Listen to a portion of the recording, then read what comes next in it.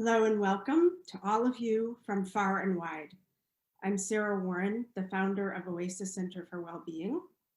Today is Inauguration Day 2021, and we can all breathe a deep sigh of relief that the day went smoothly.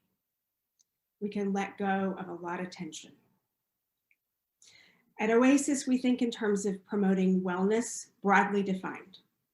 When I started hearing stories in the fall about people who had family members who were no longer speaking to each other, perhaps forever, because of their political differences, I felt called to make a contribution as a psychologist, however small, to help people heal their relationships at home, in their neighborhoods, in their kids' schools, at work, everywhere. And also to help people cope with the tension that we've been feeling, that as we've been trying to process what's going on in our world right now. And so was born the Oasis series of podcasts on conversations across the political divide and this retreat. By way of announcements, our next podcast in the series on conversations across the political divide will be on January 27th, that's a Wednesday, in the evening. I'm not going to give the time because people are in different time zones. The topic is the political divide and the COVID divide in the workplace, featuring a nationally renowned employment attorney at a firm in Philadelphia. We hope that you can join us for that program. By way of housekeeping, you are joining us for a 90-minute meditative observance of this historic Inauguration Day. This is not another Zoom meeting. This is a retreat. You are retreating from your devices, your work, the news, from conversations, from the fray for the next 90 minutes. In order to fully participate in this experience of a contemplative retreat, we ask that you check your devices at the door of what we're thinking of as a metaphorical sanctuary. Now is the time to turn off your cell phones, disable alerts on your computer, turn off the notifications. I closed out my email, which I almost never do, so we wouldn't hear pings during our retreat. You don't need to be sitting at a device, in fact. Think of the screen, whatever kind of screen you have, as a TV across the room. And in fact, you can just listen if you want. So with all that said, I want to introduce your guides through this contemplative experience and let you know what to expect in this retreat. Our first guide will be my associate, Tracy Trauscht, who will take you into an experience of grounding yourself in your body and your breath. Our second guide will be my future associate, Dr. Logan Stoley, who will guide you through an experience of grounding yourself in your emotions. We will then hear inspirational words from Reverend Kathryn Banakis. Then you'll be taken through a guided meditation by Tony Amberg, a close collaborator of Oasis, who facilitates resilience groups for the staff at Northwestern Memorial Hospital during this overwhelming pandemic. We will go out on the words of spoken word artist Common. I can assure you that his words are as eloquent and moving as those of Amanda Gorman this morning during the inauguration. We invite you to stay through to the end. It's not our habit on these days of Zooms, so that you can experience the deep grounding of the entire process and the inspiration of Common's words.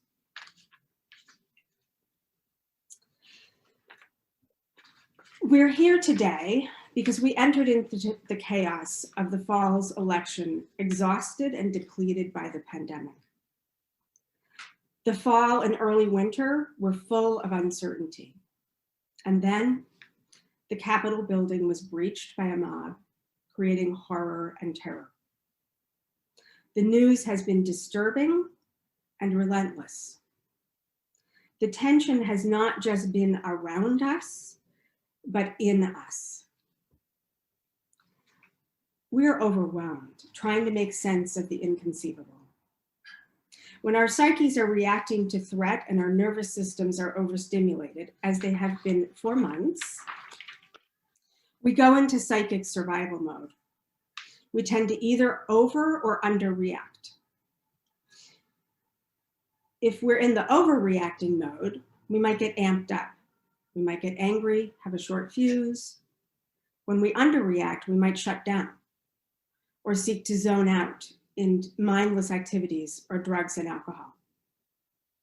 We want to help you to get into the zone where you don't over or underreact, where you're just present. We want to create for you also the experience that you are not alone. We are all together here today. We have a hill to climb, to quote Amanda Gorman, but we can climb it together.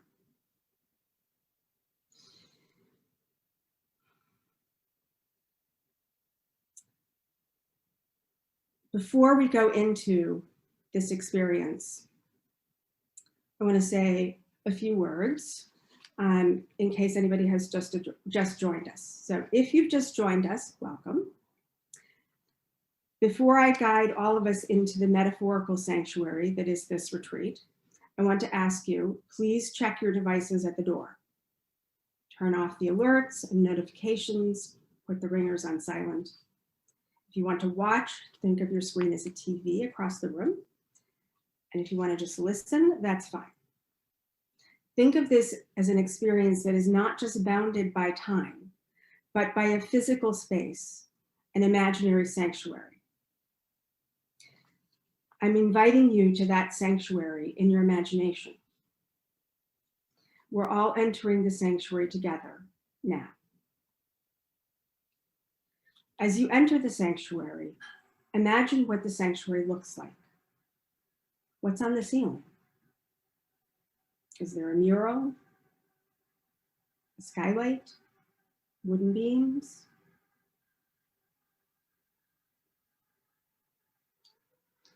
What color are the walls? Are they plain or decorated?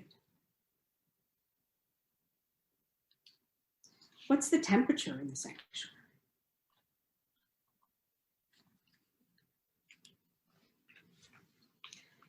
So now, settle into the sanctuary. Get comfortable. You can be sitting up, you could lie on the floor, whatever's comfortable.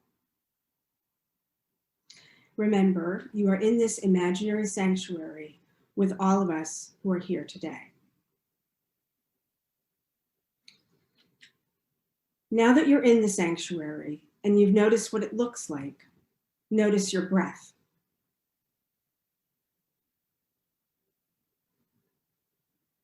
Can you hear your breath?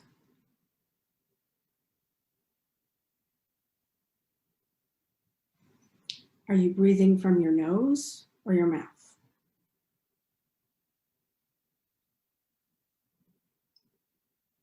Is your breath shallow or deep?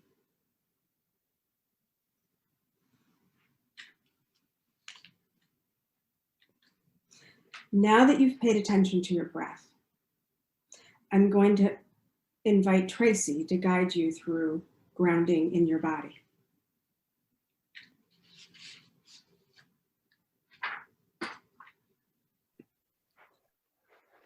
Thank you, Dr. Warren. The act of being embodied involves bringing awareness to your body's sensations, energy levels, moods, and needs. As I take you through this exercise, you may find that your mind wanders, or that the areas that I'm asking you to connect with are not comfortable, that you don't want to be with. If and when this happens, and you notice this, I would invite you to treat it respectfully, acknowledge that your body is trying to tell you something, and ease yourself gently back into the activity as you're able to do so. Let's begin.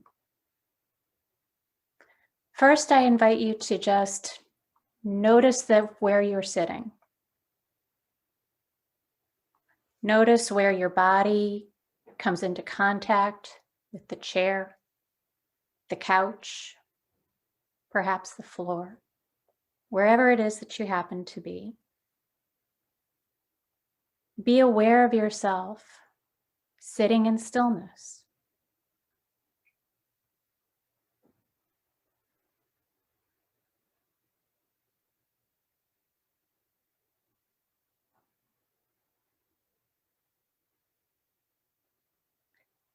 Take a moment, call your attention to your breath. Where does it begin to enter? Where does it travel to? And then where does it exit?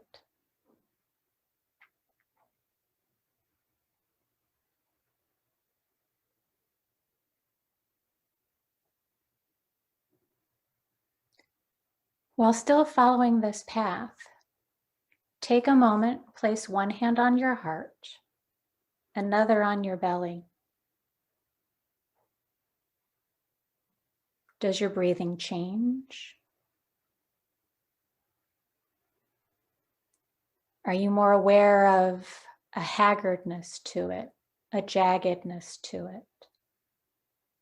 Or is it calm, smooth, flowing?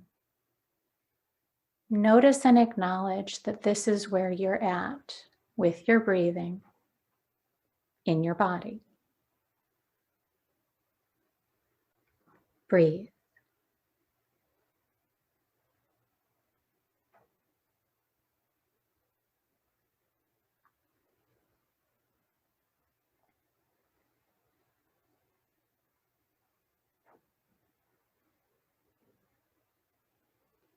Lower your hands.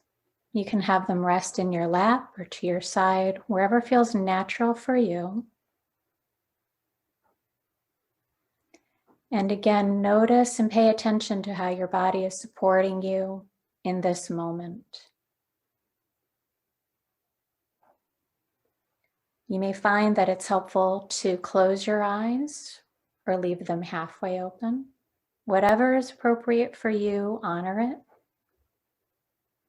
And just acknowledge that it takes intention to begin to connect to your body.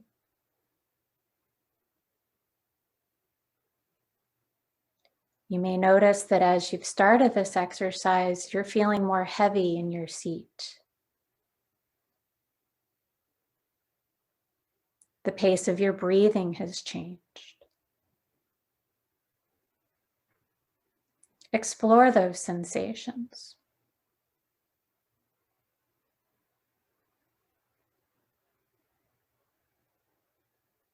Acknowledge them.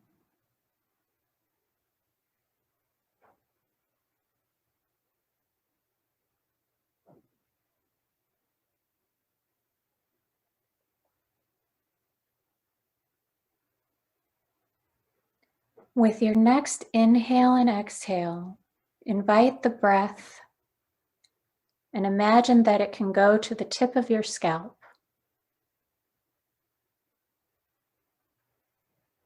As you breathe in to the tips of your scalp, imagine that it is following any hair follicles or openness. Notice the temperature. As your attention goes to the top of your head and into your scalp, do you find yourself becoming aware of tension there? Pressure? Or is there relief? Openness?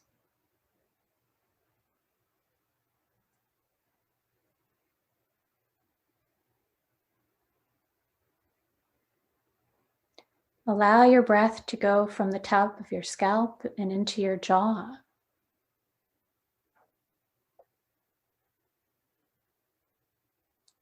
Again, you may notice that there may have been tension you were holding there.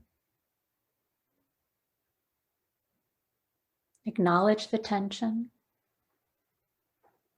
If you feel the desire to invite in release or relaxation, do so. If you find that that does not come for you, acknowledge and notice.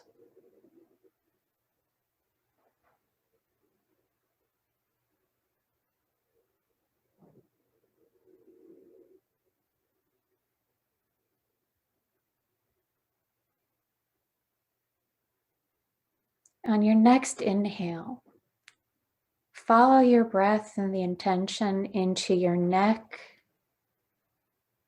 and into the shoulders.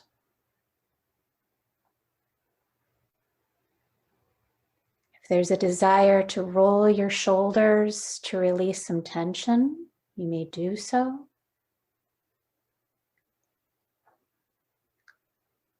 I invite you to look and connect with that area and notice any tightness.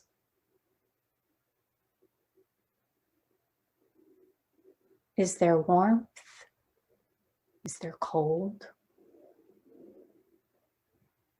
Are there spaces that are more open or more closed?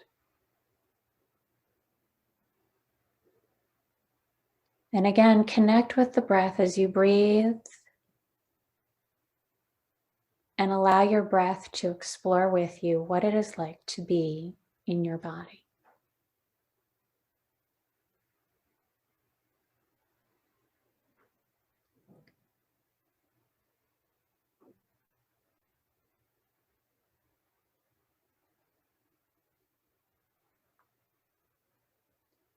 On your next inhale, follow your breath into the chest.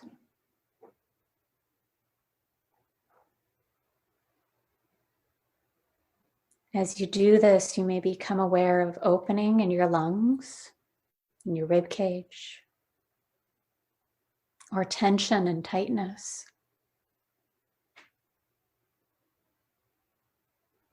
If you're moved to do so, invite in relaxation. If you find tension that is unmovable, acknowledge it.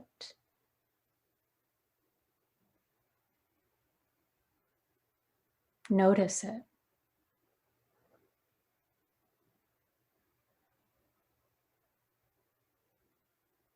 Do you notice any more openness in an area of your chest compared to another?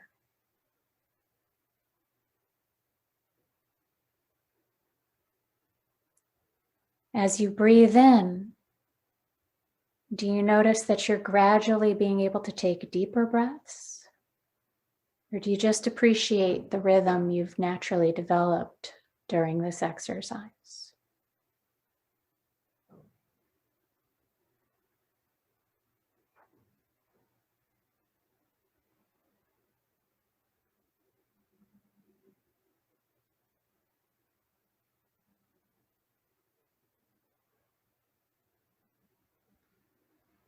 With your next breath, follow it into your abdomen.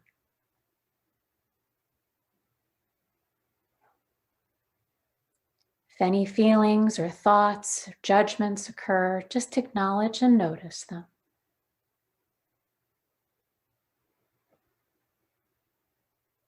Follow the breath into the abdomen.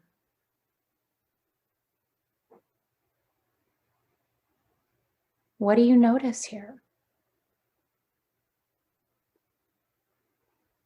Is there energy? Is there tension? Softness?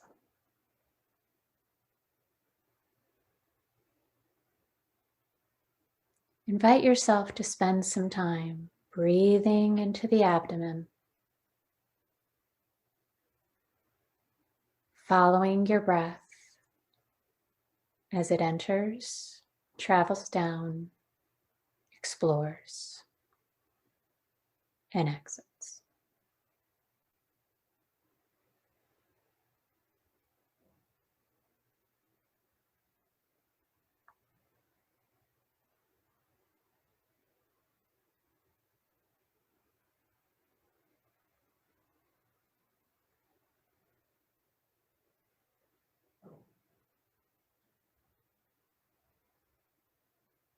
With your next breath, see if you can take a nice deep inhale and bring your attention into your pelvis, hips, and thighs.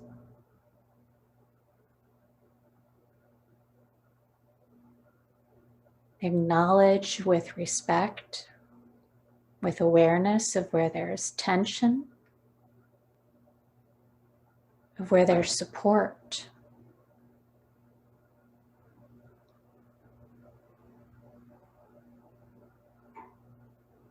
If you're sitting, this may be where you're finding that you're being held up.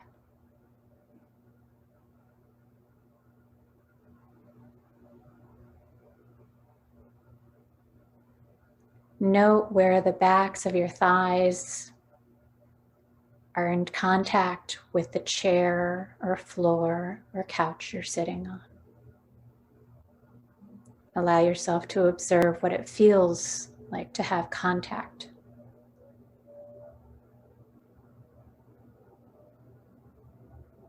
Observe the experience of your weight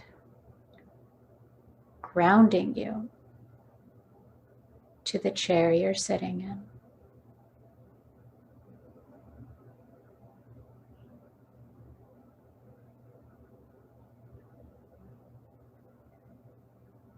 With your next breath, allow your attention to drift into your knees. What do you find there? Are they open or tight? Is there tension or pain?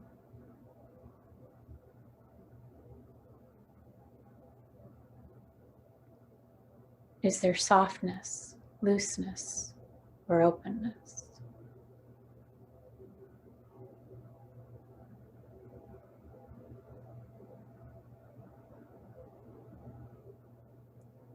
With your next breath, follow it down into your calves.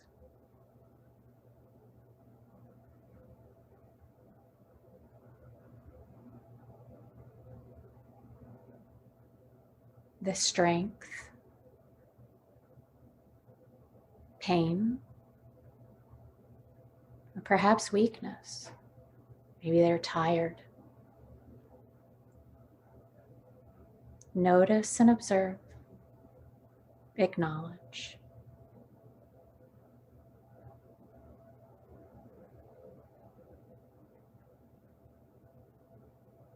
And take a very deep breath and imagine, if you could, that you could breathe all the way down into your feet and your toes, and your ankles.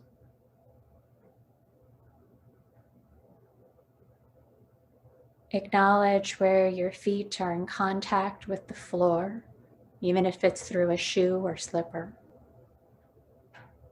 Notice the open spaces.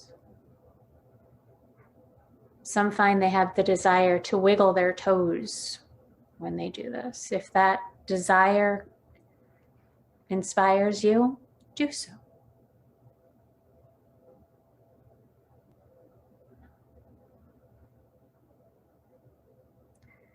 And finally, with this next breath, follow your breath as you breathe in and have it follow that path from the top of your scalp,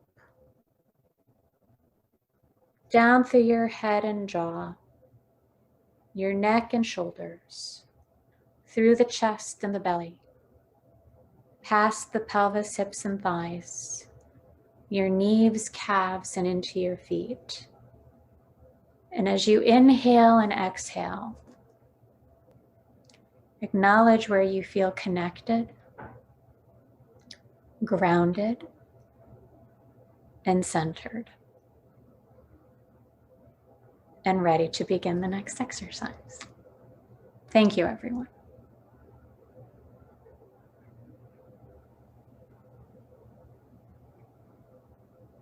Thank you, Tracy.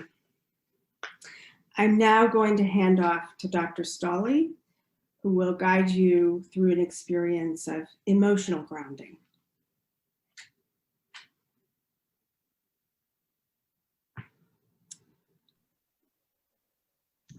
Hi, everyone. Thank you, Dr. Warren. Now that we've engaged together in some bodily grounding, we're going to move into engaging some emotional awareness and grounding as well. This exercise is meant to serve as a meditation and contemplation that will use a series of questions and prompts that you can ask to yourself. So to begin, please find a comfortable seat. You may be seated, you may be lying down, but take a moment to make any adjustments or movements that you need to. You may want to roll the shoulders a few times, get up for a second, reach your arms above your head, or turn your neck from side to side. Do whatever feels good. And when you feel ready, bring your eyes to a close or rest your gaze gently on the floor, just allowing your eyelids to be heavy. And see if you can bring your hands, your arms into a comfortable place as well, a place where they feel supported.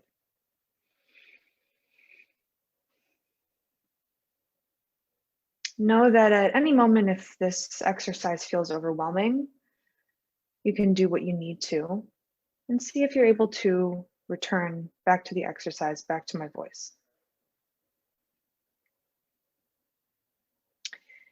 To begin, I will ask you, what did you notice about yourself in the previous exercise? What sensations in your body most stood out to you? What parts of your body most stood out to you?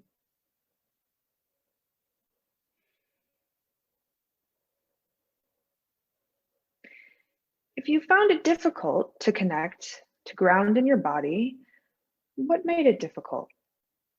What may have gotten in the way?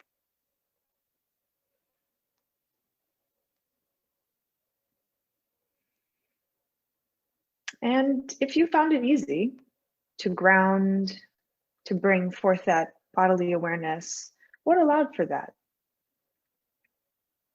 Take a few moments just to consider the sensations you felt and the level of ease or difficulty that you had in connecting to your body.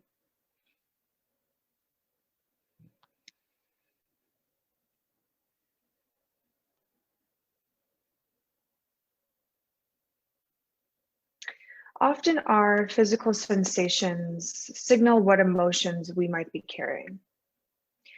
So what emotions are you aware of now as you experience a greater awareness of your body? We'll take a minute here to see if you can breathe into the emotions you're identifying, perhaps naming them in your head, but without exploring them too deeply. Just bring attention to where you notice them in your body. For some, an emotion could be attached to a tightness in the chest, a heaviness in the legs, a softness in your shoulders, whatever it may be. I'm wondering if we can begin to be curious about the emotions we're feeling and where we can locate them.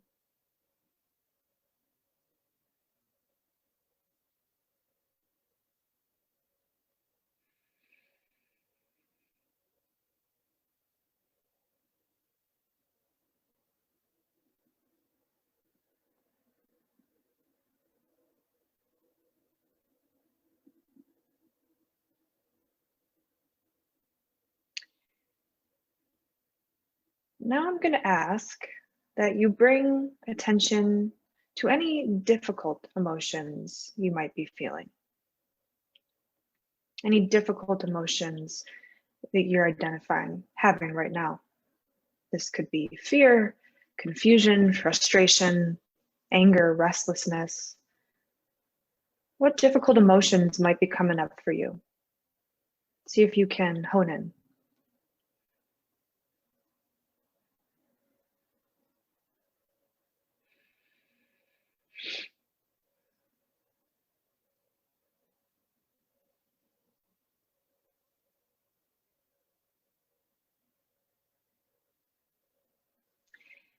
If you aren't connected to difficult emotions in this moment, I'll ask that you call to mind a recent experience in which you endured something difficult, felt something unpleasant, painful, tense.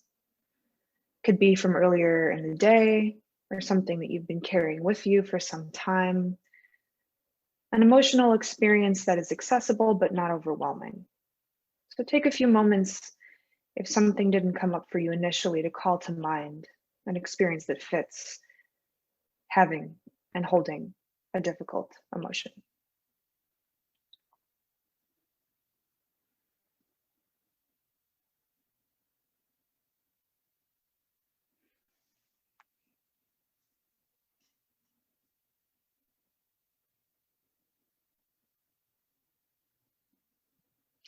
Know too that as we are beginning to explore difficult emotions, your mind may wander, you may feel distracted, and that's okay.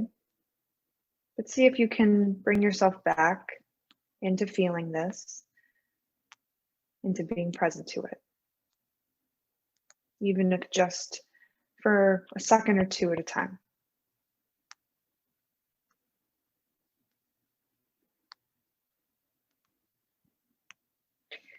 Some of you may know the work of Pema Chodron, but in her book, Comfortable with Uncertainty, she talks about the way obstacles and difficult feelings provide us the opportunity to become curious and learn more about how we approach life. So can we be curious about the discomfort you're calling to mind right now? What would it mean to be openly curious about it right now, right here?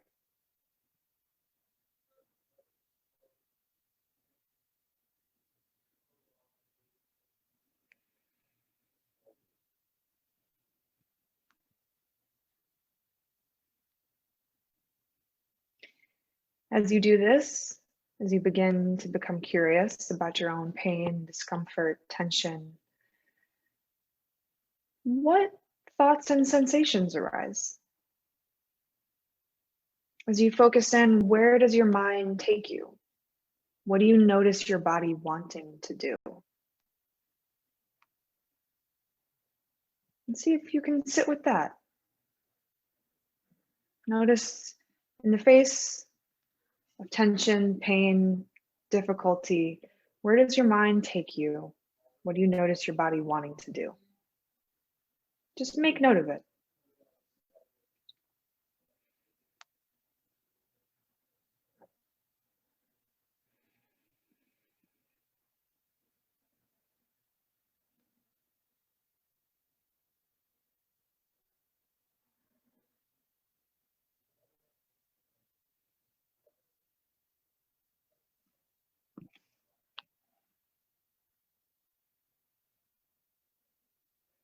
Now that you may have some associated thoughts, sensations, notice your reactions. Do you find yourself wanting to dismiss the discomfort you've called to mind, escape it, shut it off, explore it more deeply? See again if you can take a stand of non-judgmental awareness and noticing your reactions to your own pain.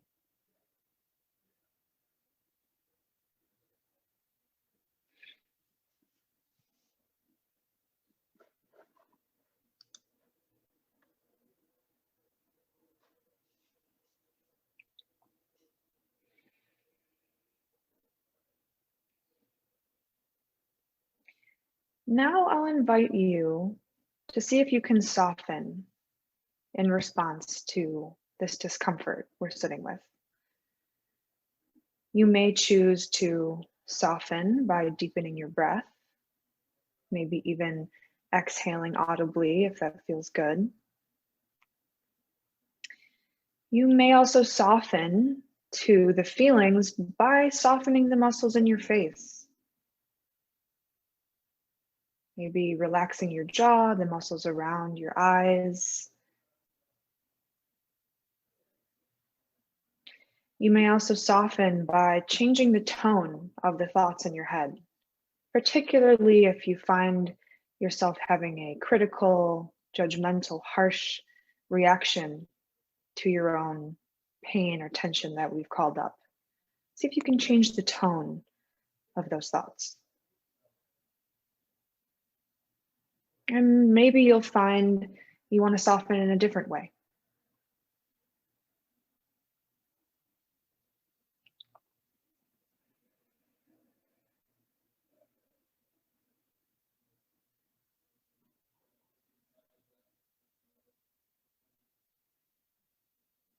Just give yourself a few more moments here to practice, experience the softening. Sort of allowing the pain, discomfort, tension to be present and soften in response to it.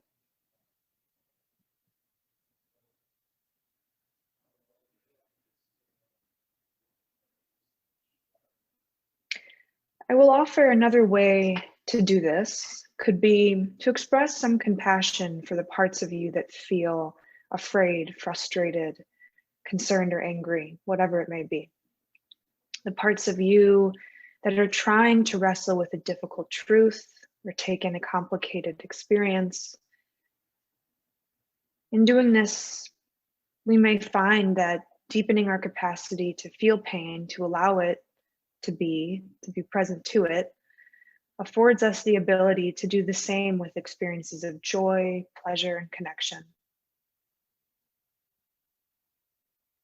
So offering compassion in this moment may look like saying something kind to yourself, maybe placing your hand on a certain part of your body, over your heart, your abdomen, your knees. But we'll take a moment to sit with the compassion we're trying to show ourselves for doing something difficult.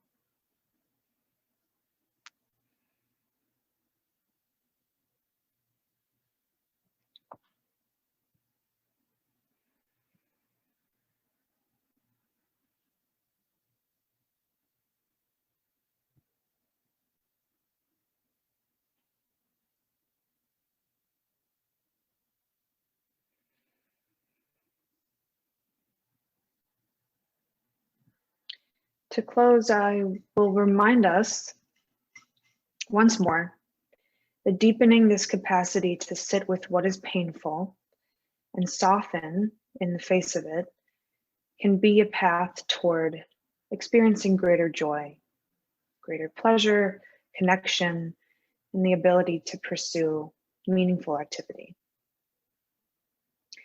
So before you open your eyes and move out of this, I will invite you to maybe shake off the experience a little bit, maybe literally kind of shaking out your hands, rolling the shoulders, again, taking a big sigh in and out, whatever feels like it would allow you to just release, let go.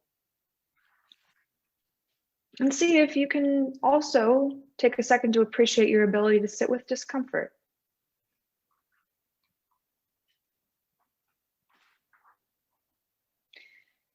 When you feel ready, open your eyes, return to the room, and thank you all so much for your time today.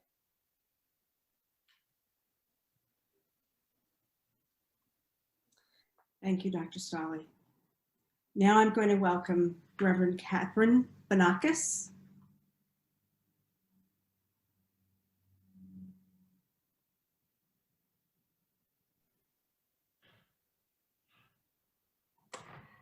Hi there. I am so grateful to be with all of you today. And I'm really glad that we had that exercise together, because my job is to make you even more uncomfortable. So it's good that we have gotten comfortable with being uncomfortable. I'm Kathryn Banakis, and right now I serve as the pastor at St. Luke's Episcopal in Evanston, because we've been working on current situatedness. I am physically situated right now on the north side of the city of Chicago.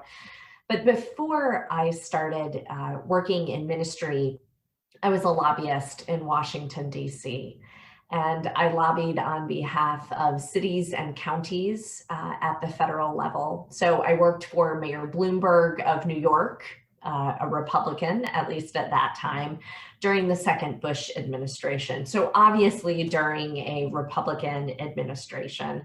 And I worked on issues of affordable housing and homelessness and community development and technology. And it was thrilling and fascinating and exciting and demoralizing all at once. And I went to divinity school with the intention of returning to Washington at some point as a faith-based lobbyist, working for the Council of Bishops or Bread for the World, or one of many faith-based lobbying firms. But what I found in divinity school was that working with local communities had far more transformative power than did working in the nation's capital. Still in all, my soul aches for the hallowed halls that I walked and worked in from what happened on January 6th. And as my mother recently quipped, I long for those quaint days of anthrax. I remember one time when I was bringing cookies to a particular colleague and I got stopped by the Capitol Police because the cookies had powdered sugar on them and they thought that it was an anthrax scare. And that seems so adorable now. One of the things I've been thinking about a lot lately is what can be done for those of us who yearn and ache to do something in a constructive way. And in thinking about that, I'm drawn in my scriptural tradition to the call of Samuel in the book of 1 Samuel in the Jewish and Christian scriptures. Samuel is an adolescent, and he is the apprentice of an older priest named Eli. We know from the text that Eli's eyesight has started to go, and his sons have not exactly been the people who he might have hoped that they would have been. But Eli had status and prestige and security. And in the middle of the night, the word of the Lord comes to Samuel, the apprentice. Samuel, get up. And he goes up and goes into his supervisor, Eli, thinking that his boss has called to him. And Eli says, I didn't call you, go back to bed. And this happens 2 more times. Finally, on the 3rd time, Eli realizes what's happening. And he says to Samuel, it's not me that's calling you, it's the Lord. The next time this happens, ask the Lord what the Lord wants of you. And Samuel goes back and does that and goes on to become a huge person in Judeo-Christian history. But what I've been thinking about with this call of Samuel is that without Eli, and without Eli deciding in the middle of the night that he would embolden and empower Samuel, there would be no Samuel. You know, the Lord wasn't coming for Eli. He realizes that the word of the Lord was never going to come for him, but he had the opportunity to choose and encourage Samuel. And I imagine that there may be some of you in this session here today for whom life hasn't been perfect. Sure, there have been some disappointments, but in some ways life may have worked out. You have a place to live, or education, you have or have had work. Even with all of the events of the last year, we may be lonely and we may be struggling, but many of us know that we are lucky and long to be of use. When I look at our country right now, I see a spectacular amount of pain. Pain that our society doesn't quite offer a way forward or a way out. And people are angry and in pain enough to get on a plane in the middle of a pandemic to express how angry and distrustful they are. Angry enough to destroy things, livelihoods, institutions. So angry that it is erupting. Now, maybe some of you on this session today have been that angry enough that you were part of riots over the past year. And some of you weren't. But I am guessing that all of us have people in our lives and families with whom we disagree about what is happening in our country. And disagree with not just a little bit, right? But fervently, violently. People who upset us so much that we can no longer follow them on social media because it is too upsetting. Or when we go to talk to them on the phone, we just don't talk about social and political issues because things will devolve too quickly. We all have those people in our lives. People with whom you love, people with whom you have history and you love. We cannot kid ourselves to think that the folks storming the Capitol, waving flags of the Confederacy and wearing t-shirts emblazoned with 6 million wasn't enough. People filled with abject hatred to the point of murdering folks who are a different color or a different faith tradition. We cannot kid ourselves to think that they are so very far from us. Plenty of people from the Chicagoland area were in the nation's capital on the 6th. In our lives, we are but 1 or maybe 2 degrees separated from people who are storming. And in Evanston, there's a person running for alderman who is being Zoom bombed with death threats. And Black Lives Matter signs are being torn down at the speed at which they are put up on public and church grounds. Hatred is not so very far from us. It is as close as our own blood.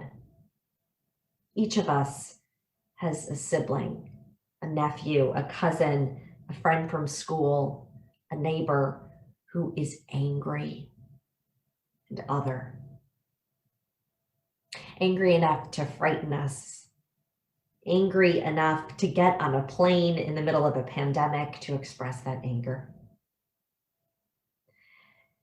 What I want to invite all of you today to do is to be Eli's. Because Eli's have the privilege and security to reach out in love and health to those who are hurting. They have the perspective of being mature, wise adults in their own skin. And that is a vital role in the stories of God's work in history in my faith tradition. To be the adults in the room, to be the Eli's in the middle of these vast tears that we are experiencing in our society. And as Eli's, I want to invite you to do just one thing, because you have immense power and capability, and you are a vital part of the truth-telling we need to repair our breaches in society. And that is to call up one person that you know and that you love and with whom you violently disagree, or someone you perceive to feel left behind in the world, and to have a conversation in love.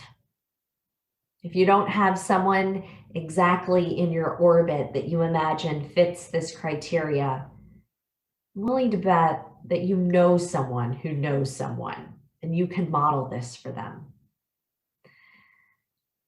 The Episcopal Church has a whole campaign around these loving conversations called From Many One.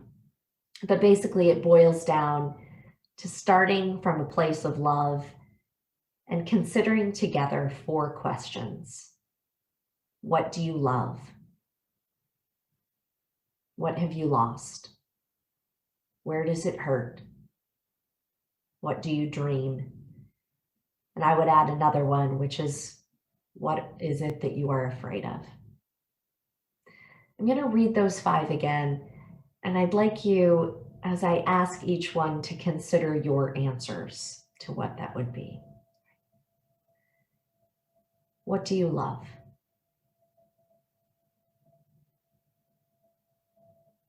What have you lost? Where does it hurt? What do you dream? And what are you afraid of?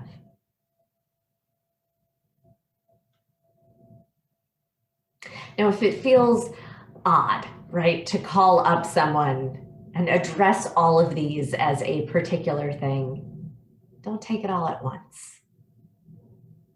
If all you do in the course of the whole conversation is say, I love you, and ask them what they love, it will be a start. This having conversations is the work of Eli's. It is our work, our job to reach out in love to our kin and to start to get to a place of truth so that at some point we can have the dignity of all people and the grounds for peace. We're a long way from peace as a country, but we can have peace within ourselves, and we can start to have uncomfortable conversations that may make us uncomfortable in our bodies, but that we can lay the groundwork for peace and reconciliation at some point. And if you are scared, good. This is frightening work.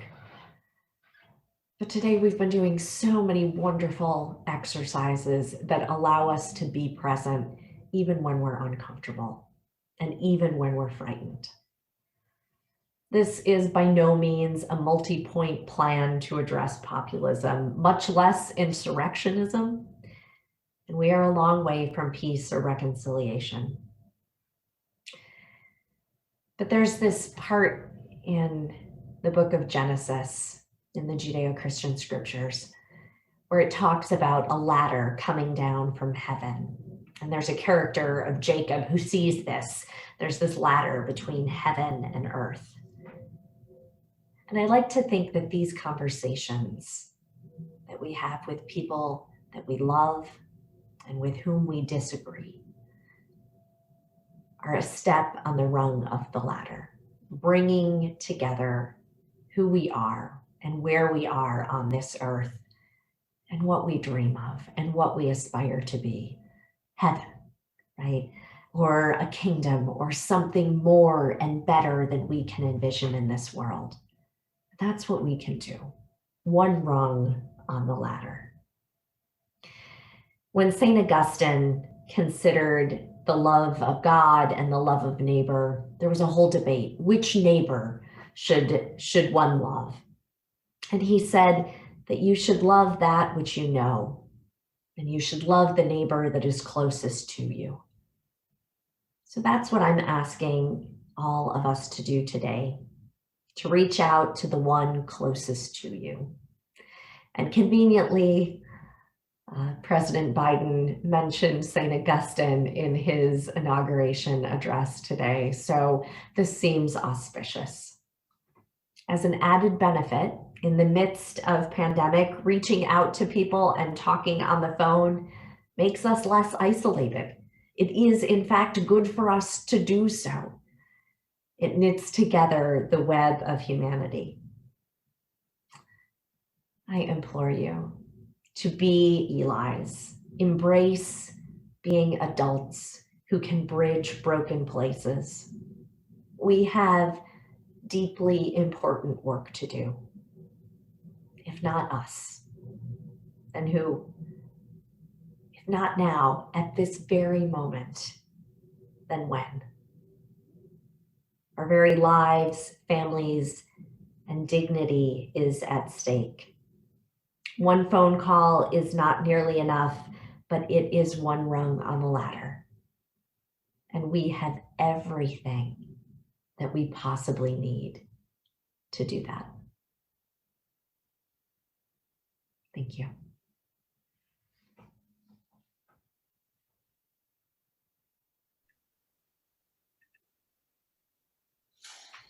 Thank you, Reverend Banakis. I want to welcome Tony Amberg as your next guide, who will take you through a guided meditation. Welcome, Tony.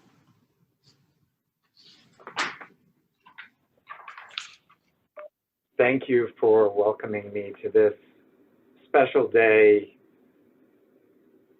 What a celebration. How wonderful it is that we are all together here today. And so what I want to do is invite you, the way I invite my colleagues at the hospital at Northwestern, where I work, to take a break. That's really the goal of today. There's been so much emotion leading up to today, fear and hope, and today, joy.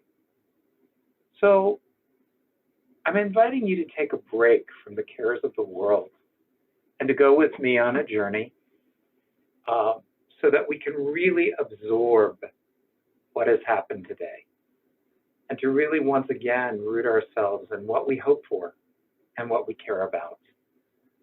So we're going to do a little bit of movement that's inspired by yoga. We're going to do some deep breathing, and at the end I'm going to share with you a meditation to help, I hope, uplift you in the course of our celebration together. So I'd like to begin by asking a very simple question. If you're sitting in a chair right now, how does it feel to you? Is it hard or is it soft? Take a moment and just feel the chair under you. If you're lying on the floor, feel the floor under you. How does it feel? Hard or soft? Now what I'd like you to do is try tensing up your muscles. If you're sitting in a chair, push down on the floor, push down on the chair with your legs, and feel the chair again. If you're on the floor, push down on the floor with your back, with your head, with your hips, with your feet. How does the floor feel now? Does it feel hard or does it feel soft? For most people, they will tell you it feels harder. Why should the chair be harder? Why should the floor be harder? It hasn't actually changed. What's changed is us. We became hard. And I think a lot of what's happened over the last weeks and months has been a process of making us hard. And we're a culture in America that sort of worships bulldozing through things. We gear ourselves up. You know, we watch football, we watch tough people, and we watch action movies, and the idea is plowing your way through. The problem is when we do that, when we become hard, then when things hit us in the world, when things come in contact with us, are we soft or are we hard? Do they hurt or can we tolerate them? The harder we are, sometimes that means we don't hurt. Sometimes that means we hurt a lot. So I'm going to invite you to compare the difference in your body between hard and soft. Now I'd like you to try something else. Again, push into the floor, push into your chair, tense your muscles as much as you can. That's what tension feels like. Now take a deep breath in and let everything go with an exhale. Notice how that exhale gave you extra letting go. Notice how that exhale took those muscles and unhooked them. And we need our exhales. We need our breathing because there is no neuronal signal from our brain that tells us to relax. There's a message that tells the muscle to tense, but there's no signal that says to relax. We need to use our breath to relax. We need to let go to relax. So the first thing we're going to do is compare hardness and softness. The second is we're going to use our inhales to fill our body with energy and oxygen. And those are one and the same because oxygen unleashes energy in our body. And then what we're going to do is we're going to exhale and let it go. Exhale and let it go. Exhale and let it go. The longer, the slower your exhale, the more you will let go. So with me, take an arm, let it fill like a balloon and rise as though it had helium in it with your inhale. And then as you exhale, just let go to the side. That's it. Let your head grow long and relax, your neck relax. Breathe in again and see if you can let go just a little bit more. Breathe in and fill to come up. Exhale, let the arm and shoulder go. Breathe in, fill with oxygen and energy. Relax, grow soft, let go. Breathe in and let go some more. Breathe in to come up. Let go. Both arms reach up to the heaven. Open and let your heart open as well. Breathe into your heart. Exhale, let your heart open some more. Breathe in, fill up. Let go. Feel your shoulders relax. Let's do both arms again. Breathe in. Let your shoulders relax. Breathe in to fill your head and lift it. Exhale. Let it just move gently on your neck. No purpose, no destination.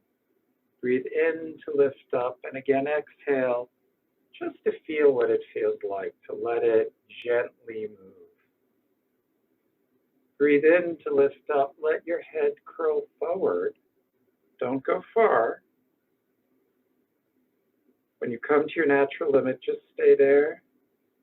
Breathe in to bring your head up, and exhale, don't go far, ear to the shoulder.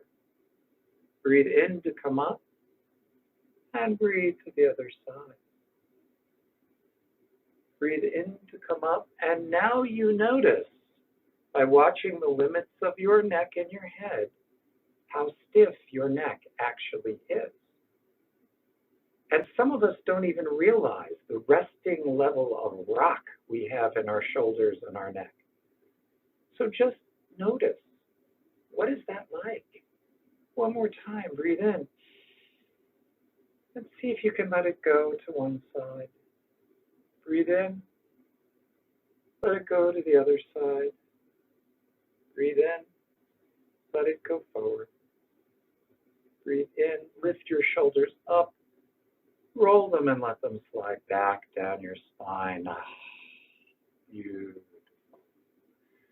So now that you know how much tension you have in your neck and shoulders, when you're done with this, go home and find your beloved, who is probably sitting by the TV, watching reality TV and drinking a beer, and say, "Beloved, I need you to rub my neck and my shoulders." And if your beloved continues drinking beer and watching reality TV, say, "Beloved, I have emerged in a spiritual state, and you must attend to my neck and shoulders." And you know what? You'll both have a good laugh together.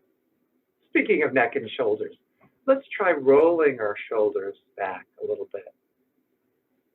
Could continue to breathe. Breathe in to lift them up. Exhale. Whew, let them go. Breathe in. You're adding the arm a little bit. Breathe in like a bird waking up her wings in the morning for the first flight of the day. Exhale when they come down.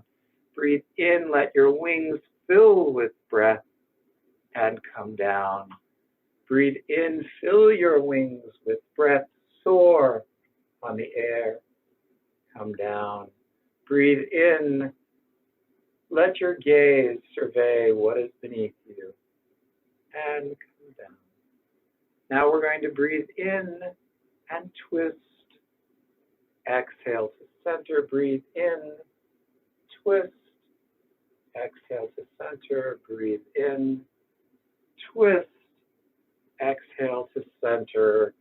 Take a moment, just shake out. If you're sitting, stretch your leg out. Breathe in and circle your ankle. Exhale, circle the other way. Breathe in, lift that leg and set it to the ground. Let your leg fill with air, lift it up. Inhale, circle your ankle. Exhale, circle the other way and breathe it down. Take a moment and just come into your body a little more. What does it feel like just to have done that little bit of breathing and movement? So what I would like you to do now is position yourself back in your chair if you can. I'd like you to have your back all the way against the back of your chair. I'd like your feet flat on the floor if you are able. And then I invite you to rest your hands on your thighs. And if you are looking to receive something in the course of our guided relaxation, make your palms face up. If you are looking to bring something to closure, rest your palms down. Up to receive, down to bring to closure. What I'd like you to do is begin to breathe. And your breath should be long and slow. This works better if your eyes are closed. I'm giving you a count here because your thoughts have been going all day, like a high-performance car driving down the highway. And what we're trying to do is encourage you to let your car come to a nice, long, slow, gliding stop. A rest before the next thing that you go to. So let yourself, if you are swamped by your thoughts, just count your breath. The longer, the slower the exhale, the more your thoughts and your mind will relax.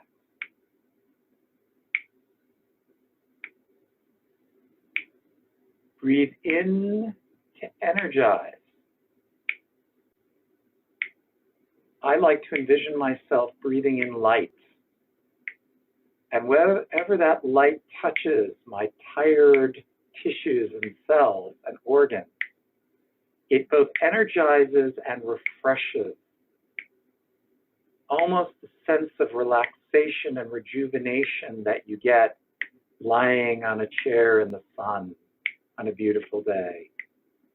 Breathe in that beautiful, energizing, oxygenating light.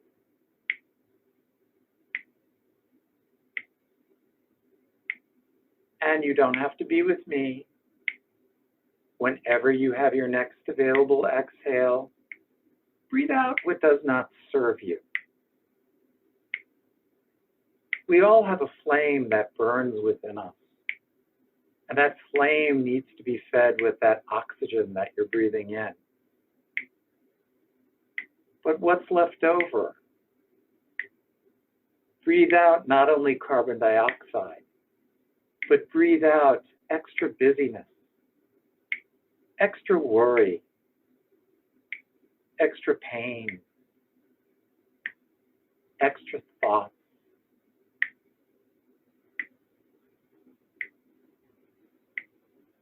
With your next available inhale, I invite you to breathe into your feet, our beautiful feet that carry us everywhere and are never appreciated. Thank you, feet. Breathe into the toes and let them relax and spread to the floor. Let your arches and your ball and your heel just relax and become heavy and melt into the floor.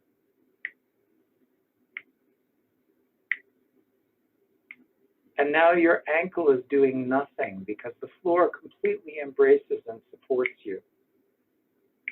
So with your next available inhale, breathe into your ankle, this beautiful, complex place of crisscrossing tendons and muscles, small and large bones, this incredible apparatus that keeps us upright. Breathe in and let it be nourished and relaxed and softened. With your next available exhale, let it stretch and spread. And because the floor completely embraces and supports your feet and ankles, now let your weight come into the bones of your lower leg. The tibia and the fibia can become heavy. The muscles of the calf can become filled with each breath. They become soft and rubbery and heavy and recharge and reset for the next time we put our weight on them.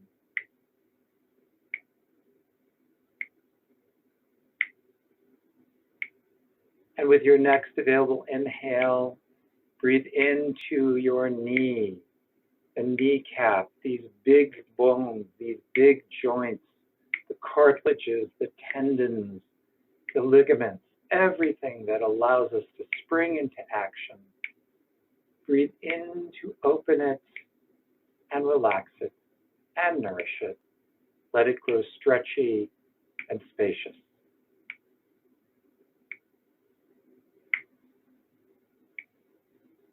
Bring your attention to your thigh.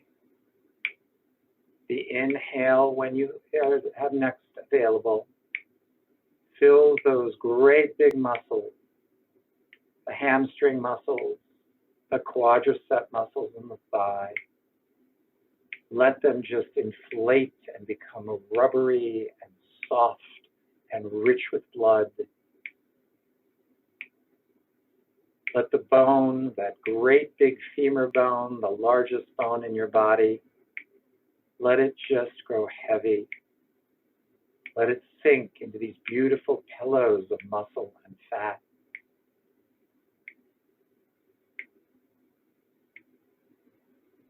And with your next available inhale, inhale into the hip. Relax the hip. Let it grow spacious and energized. That beautiful big joint that changes us from creatures who walk on all four to creatures who walk on two legs. Thank you, hips.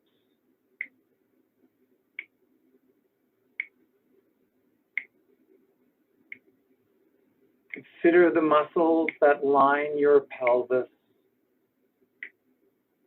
that amazing envelope in the bowl of your pelvis. Those muscles help us stand up. They envelop and protect our internal organs. They control our access to the external world, the urethral sphincter, the anal sphincter, the vaginal sphincter. See, with your next available inhale, take several breaths. Can you breathe into these beautiful muscles? Let them become stretchy. Release them from their task. You are being completely embraced and supported by the chair. You're going to be just fine. Relax, let go, inhale, exhale.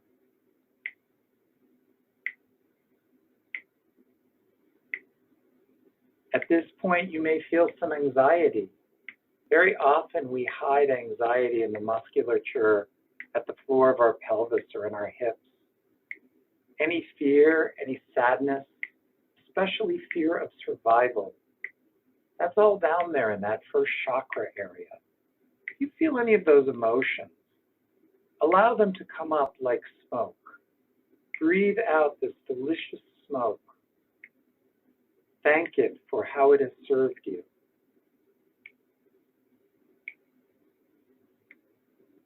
And revel in what it feels like for our internal organs to move so easily in and out. Breathe into your intestines and your pancreas. The magic part of us that converts inanimate objects or animate objects into energy and life. Breathe into your microbiome, the trillions of non-human creatures who are part of our humanity.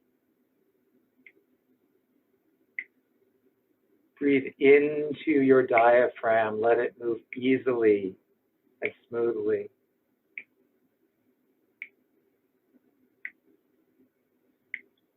Breathe into your lungs.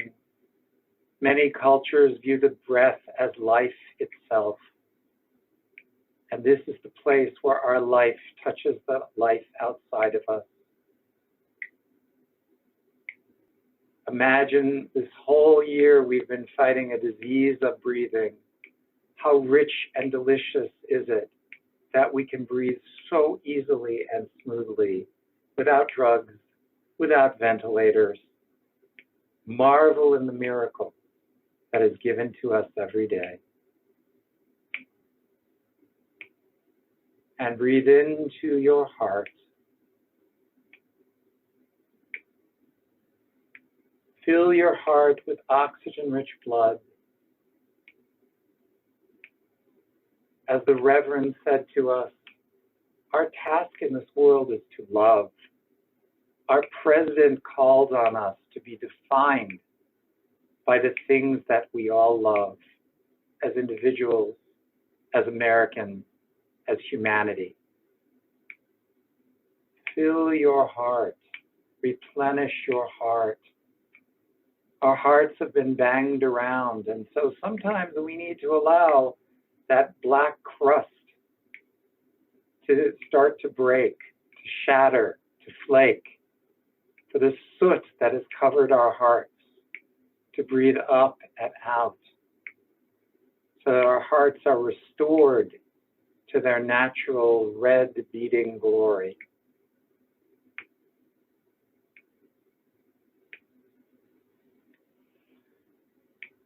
And as you breathe, I would like you to consider a possibility. The possibility is that we are our stories. We live in a world of stories. We make meaning of our world through stories. And not quite a year ago, we began to hear the story of terror, of plague, of illness, of death. We were swamped in stories of illness, of hospitals collapsing, of body counts, of woe. But I want you to think back to your own story as you breathe. Did you know that you were able, in the midst of this terror, to face it head on? Would you have known that you were able to face the worst disaster in over 100 years? Did you know that you were able to scale the mountains of your terror? Did you know that you could keep going when you thought you had nothing else to give? Did you know that you were able to give compassion to strangers, to give compassion in the worst moments. Did you know you could face this and be so strong?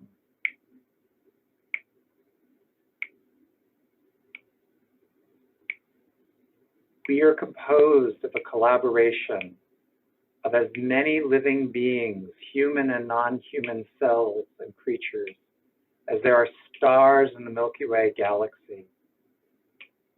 And this entire ecosystem that it makes each of us individually is composed of creatures and cells living and dying, all tied together with this beautiful life force, a life force that is firmly rooted in the bedrock of hope. Hope for a future.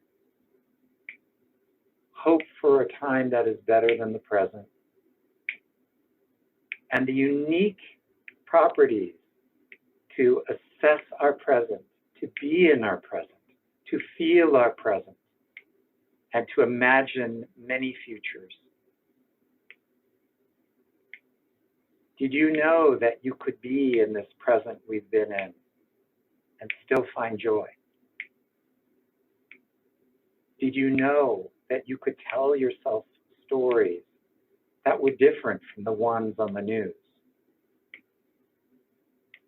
Did you know you could tell family members stories to help uplift them, to care for them when they were sick, to help them when they were financially in trouble? Breathe into all of these things that you have done since the terror came. We have just passed through the darkest days of the year and the darkest days of the epidemic. And all our traditions tell us, because they have put holidays at these times of the year, in the darkness, in the despair. And the holidays are always stories of new hope, new birth, new freedom, new grace.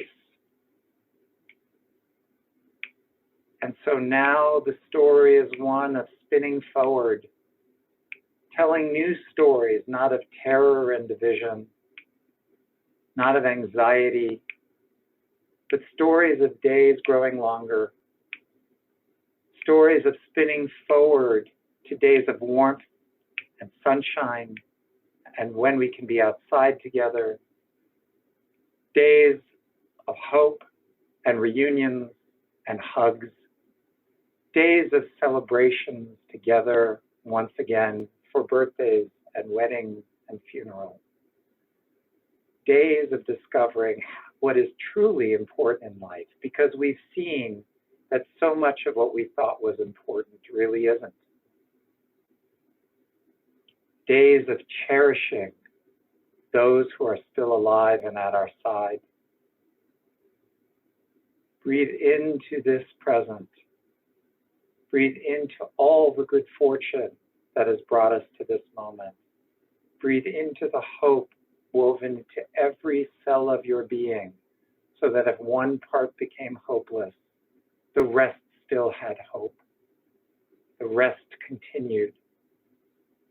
Because hope is the thing that sustains life, and life sustains hope. Breathe, breathe, and know this.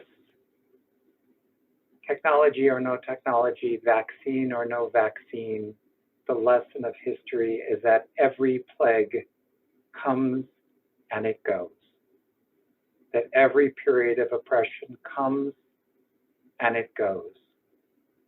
That every period of terror comes and it goes. We are together. Today, the president asked us to tell a new story. Our president asked us to tell a story of hope, of unity, of peace, to savor all that is good among us and between us. Breathe into that story. Keep telling that story. Tell that story relentlessly.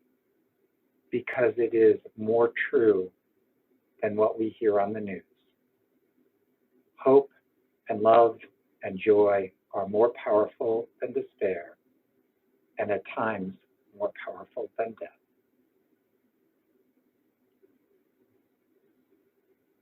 I invite you to take 5 of the deepest, richest, slowest breaths you've taken yet. And when you are ready, come on back to the room for our final reading.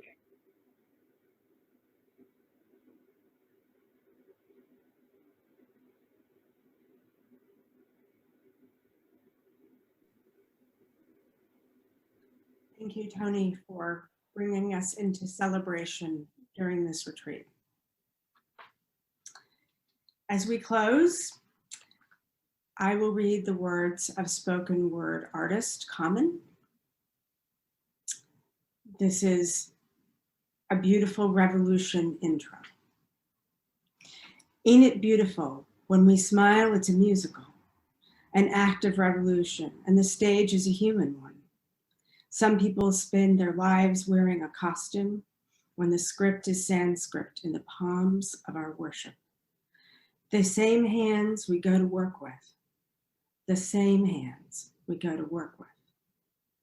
Put the real work in, meditation and stillness, so your focus is the realist, screaming from the outskirts when your voice is the clearest, wishing for answers inside of elections, when justice was just born right inside your reflection.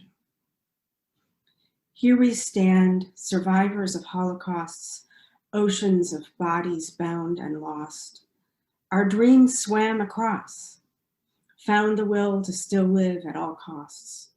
The true mastery itself, honoring tears, loving the mirror beyond your greatest fears. A small army traveling beneath your skin, walking alone if you need to. The revolution's within. Our bodies birth suns wrapped around Earth's axis, spinning the way people do when change is necessary action. Our ancestors saw us in the future, in perfect beams of light, a sacred prophecy of what's possible. Be still, and still the night. We centuries of grace, the internal uprising, the creation of race, the spiritual warfare is the one you can win.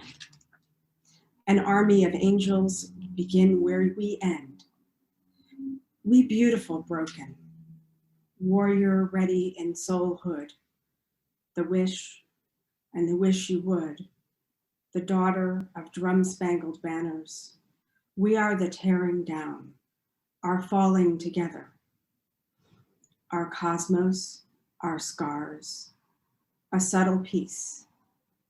Ain't it a miracle to simply feel safe? Thank you.